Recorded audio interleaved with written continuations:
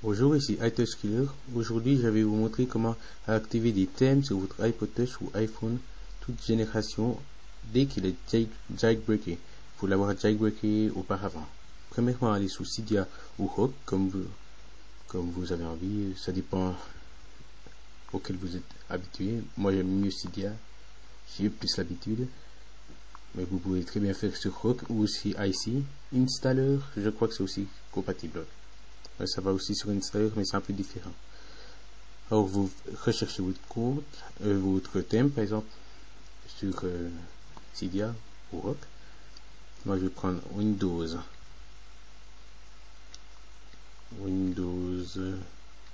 Concept Windows 7. Vous cliquez ici sur Modifier. Oups. Mais normalement c'est install, je l'ai déjà installé. Puis ici vous aurez un autre, ça sera confirm. Vous quittez Cydia. Vous allez dans Winterboot qui sera aussi installé. Si vous ne l'avez pas installé, c'est pas grave, il sera installé en même temps que le thème. Puis vous sélectionnez le thème que vous avez envie. Par exemple, moi c'est Concept Windows 7. Vous quittez Winterboot. Ça va pas. Vous pouvez simplement cliquer sur le bouton Home. Moi j'ai Backgrounder, donc quand je quitte une application, il est encore en fond de tâche et je peux tout le temps l'ouvrir. Donc je suis obligé de la fermer manuellement. Votre iPod Touch, là, il y aura une petite croix qui va apparaître et il va redémarrer. Il va restarter le Springboard. Il y aura écrit changement de langue. Normalement sur le vôtre. Vous attendez et voilà. Là, on voit déjà qu'il est différent. Il y a Windows 7, c'est un code. Et magie, c'est différent. Les icônes sont différentes. Les menus aussi peuvent être différents. Là, on voit que le concept Windows 7 est appliqué à peu près. C'est pas un très bon thème, mais c'est un thème juste pour vous montrer.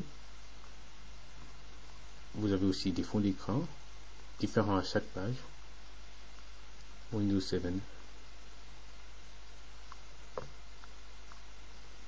Les menus, par exemple, le menu SB Setting est un petit peu modifié quand on l'ouvre là.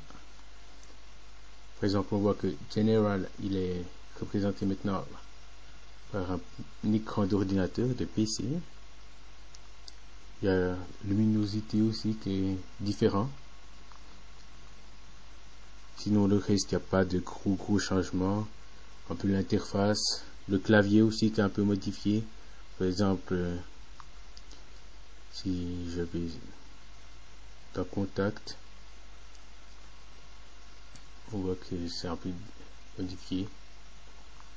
Mais rien de bien dérangeant.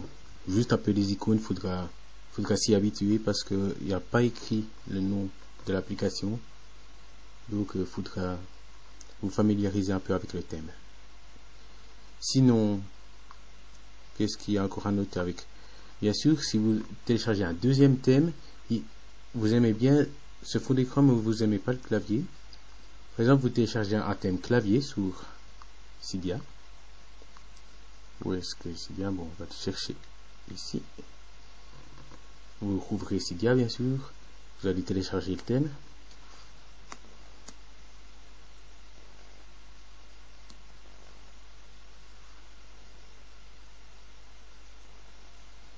De nouveau, je ne vais pas le télécharger, j'ai tout le temps pas internet.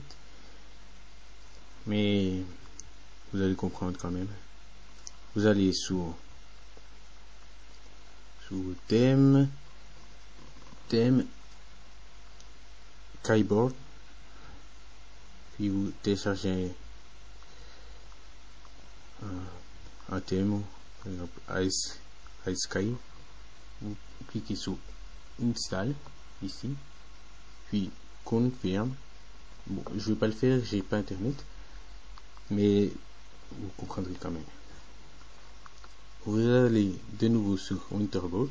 Là, il est symbolisé par un flocon de neige.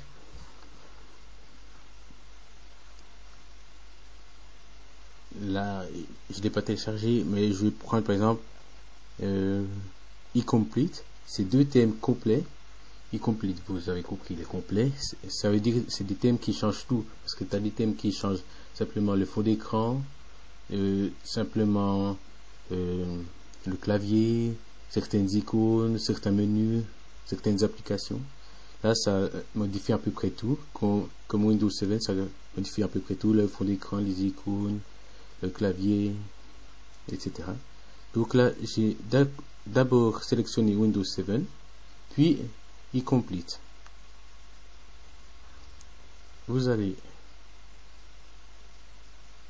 On quitte Winterboard et les thèmes seront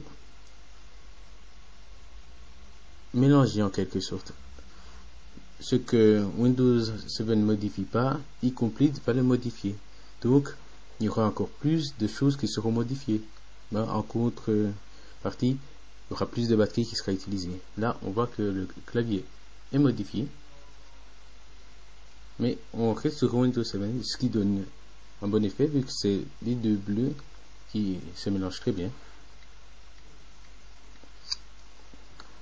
Je désimlock et je délock. Et là, à première vue, il n'y a pas de grand changement. On voit, par exemple, là, on voit que cette icône-là n'était pas. C'est une icône, elle n'était pas modifiée avec Windows 7, mais maintenant, vu qu'avec e-complete, elle est modifiée. Mais le reste de Windows 7 n'est pas modifié. Ça permet de modifier plus de choses. Par exemple, si j'avais sur Settings, de nouveau, le Wi-Fi, on voit que certaines choses sont modifiées, par exemple le Store, Mail, Safari, alors qu'avant, il n'était pas modifié. Aussi, on voit que ici, ils sont un peu modifiés. On voit pas très bien là. Mais là, c'est des petites flèches là qu'avant, c'était pas comme ça. Voilà, c'était comment apprendre à appliquer des thèmes sur votre iPod Touch ou iPhone. Firmware 3.1.2, 3.0, 2.0, 2.2.1, etc. Mais c'est pas compatible avec les versions 2.0 antérieures.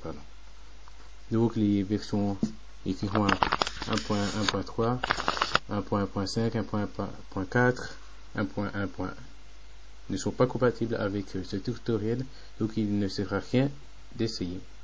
Ça sera pas compatible. Au revoir, c'était iTouch Killer.